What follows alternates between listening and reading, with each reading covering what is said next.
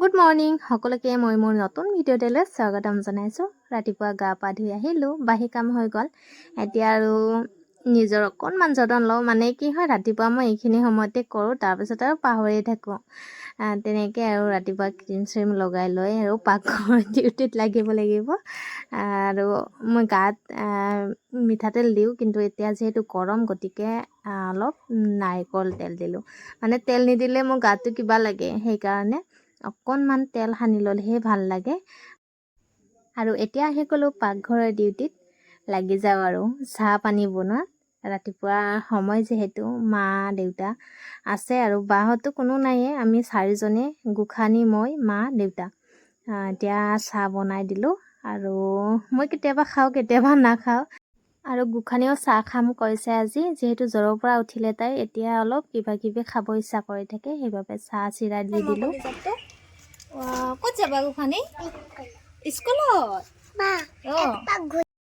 গোসাঁনীক school থ'ব অহা সময়ত মানে কোনো অহা নাছিল। তাই আকৌ কঁঠাল দেখিলে নহয়, এয়া দেখিছেনে, বাইদেউহঁতে কঁঠাল পাৰিব গৈছে গোসাঁনীৰ কাৰণে, আৰু তাত কাটিব নোৱাৰিলে কাৰণে গোসাঁনীক এটা অকলে দি পঠাইছে। চাওকচোন, কঁঠালটো কাটি শেষ, মানে কাটিবই নোৱাৰিলে, দেউতাও গৈছিলে। আৰু ৰাতিপুৱাৰ ভাত খোৱা হোৱা নাছিলে, সেইবাবে এতিয়া খাব লৈছোঁ। গোসাঁনীও আহিলে যিহেতু আলু বইল কৰি লৈছোঁ, বেলেগ একো বনোৱা নাই। ৰাতিপুৱা ভাতত আৰু যিহৰ লগত হ'লেও ভাল পাওঁ মই খাবলৈ, আলু পিটিকা হ'লেও ভাল লাগে। ঘি লৈছোঁ, তাতে ভোট জলকীয়া লৈছোঁ।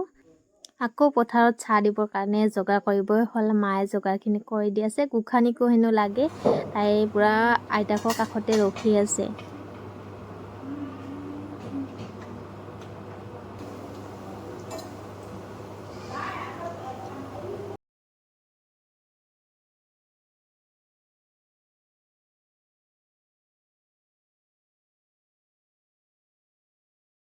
কি কৰি আছে কলিজা?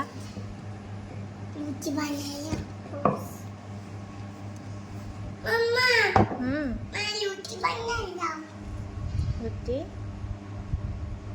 কাক খাব দিবা?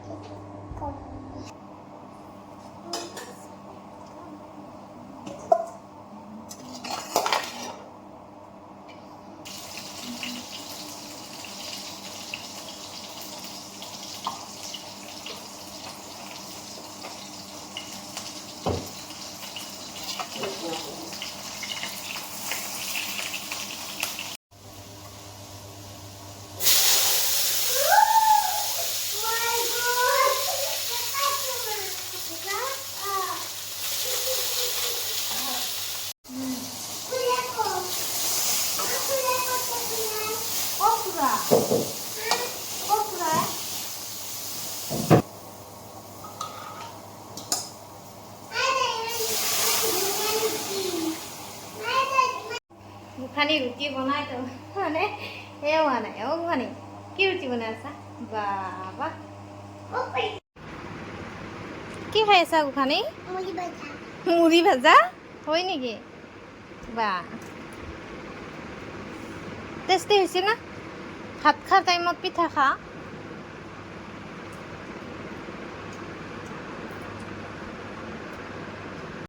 দুপৰীয়া ভাত ভাজৰ কাৰণে চাটনি বনাব লৈছোঁ। এয়া কাটা মছলা বুলি কওঁ দেই আমি, আৰু এইটো নৰসিংহ পাত, নহৰু, জলকীয়া, আৰু ইফালে আছে শুকান মাছ। ইফালে ৰেডি হ'ল ভাত, আলু বইল, ভাত কেৰেলা আলু ভাজি, ইফালে মাছৰ চাটনি, ইফালে ভেন্দি, দালি। আমি আগত দিছোঁ মোৰো ঘন হৈছে ইমান পইচা নালাগে।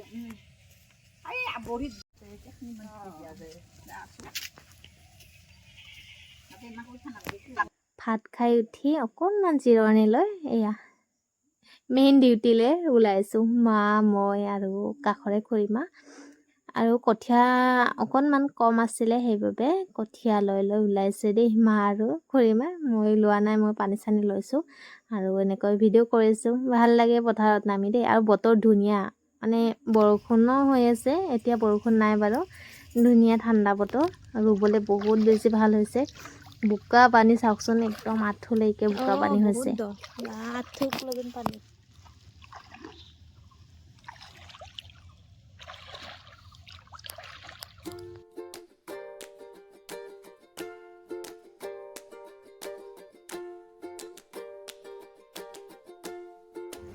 কঠীয়াই নোহোৱা হ'ল আৰু কঠীয়া লাগিব কঠীয়া সেইখিনি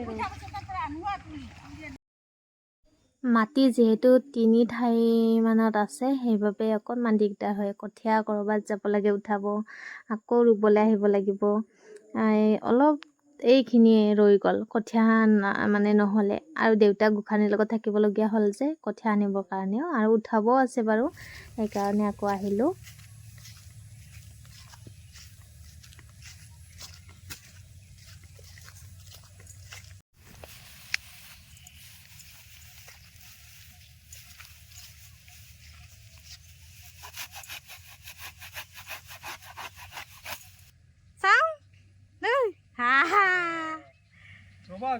ইফালে নাই ভাত জোক আছে তাতে থাকা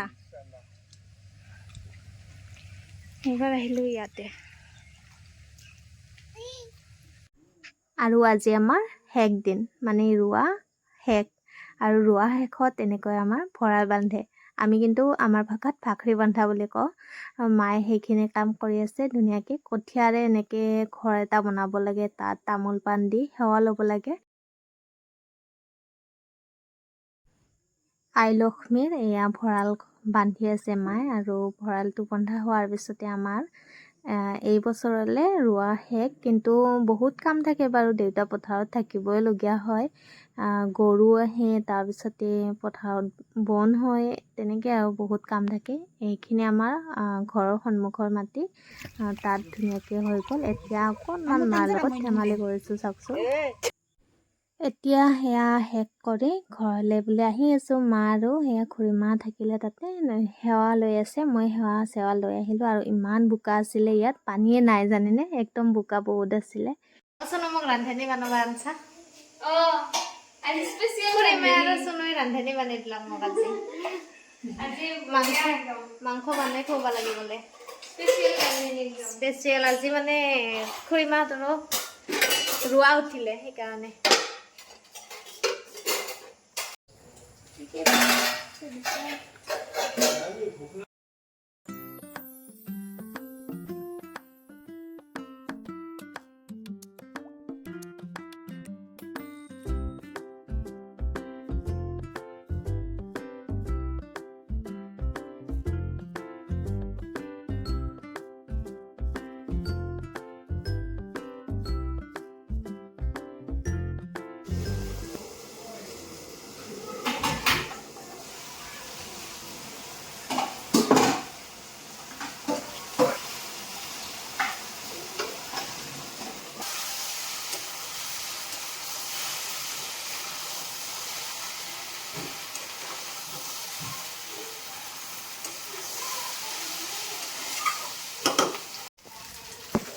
আজি মই ৰান্ধনি ঘৰটো চেঞ্জ কৰি দিলোঁ দেই আজি ক'ত ৰান্ধি আছোঁ এয়া খুৰীমাহঁতৰ ঘৰত ৰান্ধনি ঘৰ চেঞ্জ এতিয়া বনাই আছোঁ এয়া মাংস